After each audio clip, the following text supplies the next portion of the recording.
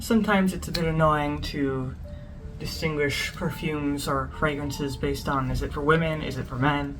So in general, I pretty much think that fragrances are very unisex, but many perfume houses decide to market certain fragrances for women and some for men. But some are very gender neutral, I would say. So here in this video I will go through a few perfumes that I would say are pretty unisex, even if a lot of these are marketed towards women. But for example, Chanel No. 5 is a traditionally feminine fragrance. It's been marketed towards women since the 20s, but it's not, I wouldn't say, a very typical feminine fragrance. I think because it has a lot of notes from the 20s that were more masculine, like lots of musk and that sort of thing. Specifically, Chanel No. 5 is known for its civet notes. Civet is an animalistic note. It actually comes from the musk glands of the civet, which is, I think, a rodent. They don't get it from the real civet anymore. I think it's synthetic, but even so, it has a very kind of prominent musky note mixed with, I believe, sandalwood, which of course gives an overall warmth to the perfume, and it's balanced with some light white floral notes and a bit of amber, I believe. And all of that gives this the perfect balance of masculine and feminine, which is one of the reasons why I think this is probably one of the best unisex perfumes that you could possibly buy, because it's classic, it smells good, you know, it's high quality, and you know, if you're a man and you decide to wear it, I don't think people would go, oh, you're wearing a woman's perfume. You know, it's that perfect balance between masculine and feminine. And same with women wearing this perfume. Obviously, you know, it's not too heavy on the musk, you know, not too overpowering. So because of that overall balance, and I mean, just from the fact that it's been around for 100 years, obviously it's a very good perfume. So that's the first one. Second one is Shalamar by Delmis, and this is actually also from the 20s, like Chanel No. 5, and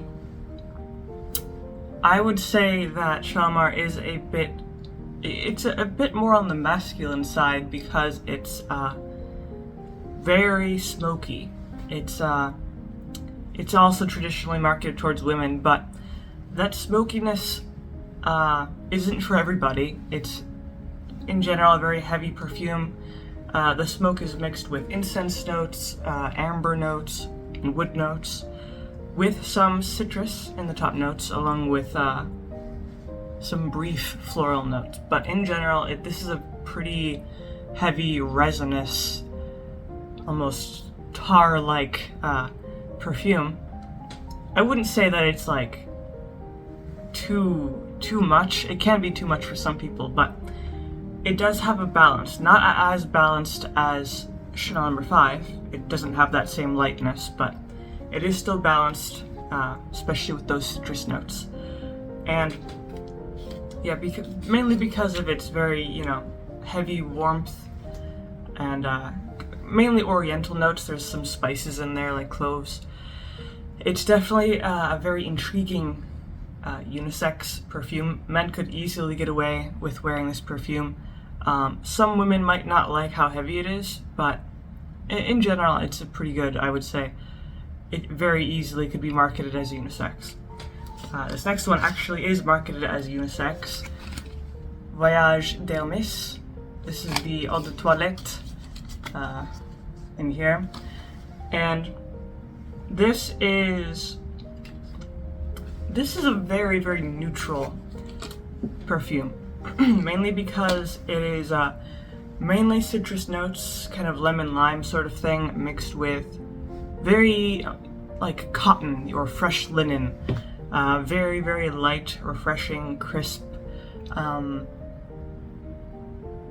There are some green notes. I don't really recall any prominent florals, but green notes like green tea, that sort of thing. or in this fragrance.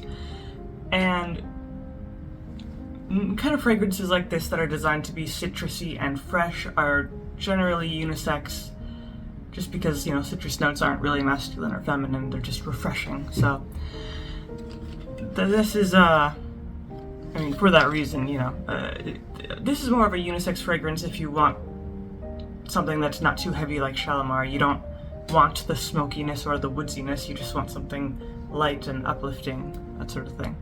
So, the next one here is Emerald. This also was, for a long time marketed towards women, but it's very similar to Shalamar, not as heavy as Shalamar, but very similar to Shalamar in its citrus notes in the top notes, and along with the woodsy notes in the bottom. And it doesn't have any smokiness really. It has some powderiness, and it's not a particularly strong fragrance. It's just lighter in general, but there's no sweetness to it. There are some floral notes, but they're a bit kind of subdued.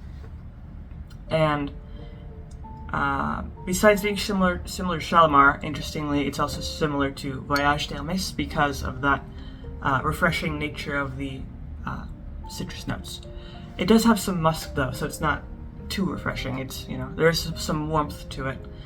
But this is a very classic perfume. It came out from in the 20s. It actually came out in the same year as Chanel No. 5, which is 1921.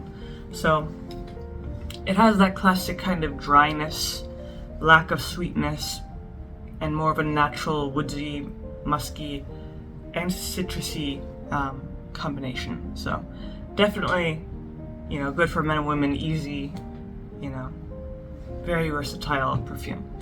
And let's see, the last one I have here is Joy by Jean Patou. And this is also one of the most famous wearers of this perfume was Jackie Kennedy. Apparently this was her favorite perfume. And Joy is interesting because it is primarily a floral fragrance. It used to be made with thousands upon thousands of flowers all mashed up into a bottle, which made it very, very expensive. It's less expensive these days, but it is primarily a floral perfume, but it has very prominent wood notes. And the interesting thing is, this perfume came out in 1930, and during that period, floral perfumes weren't very sweet as floral perfumes today are. And it doesn't really have any fruit notes, you know, very lacking on the sweetness of those florals. The florals are more dry and refreshing, even a bit cold, but that coldness is then counteracted by some certain wood notes in the base notes, and that gives this perfume a very interesting balance between cold and warm, and also refreshing. For that reason, this is it also has some musk actually, and that musk kind of airs on the warmer side of the fragrance. And this is it is kind of a neutral fragrance. It's not too musky, not too floral, not too much of anything. It's very balanced, not too intrusive to the nose, that sort of thing. So, and it's not too, you know, it won't fill up the room if you put too much on accidentally. It's just very well balanced, and for that reason, you know, it's a very good unisex scent. You can't really go wrong with it. So those are pretty much the top 5 unisex fragrances that I at least I think would be good unisex options. Of course, some people might disagree. Some people might find some too musky or too floral, or, you know, something along those lines. But in general, that's what I have to say about these perfumes in particular. If you have any other kind of recommendations or ideas for unisex fragrances, you can always leave those down in the comments below. So if you like the video, leave a like, maybe subscribe, and I make videos throughout the week, so stick around for those.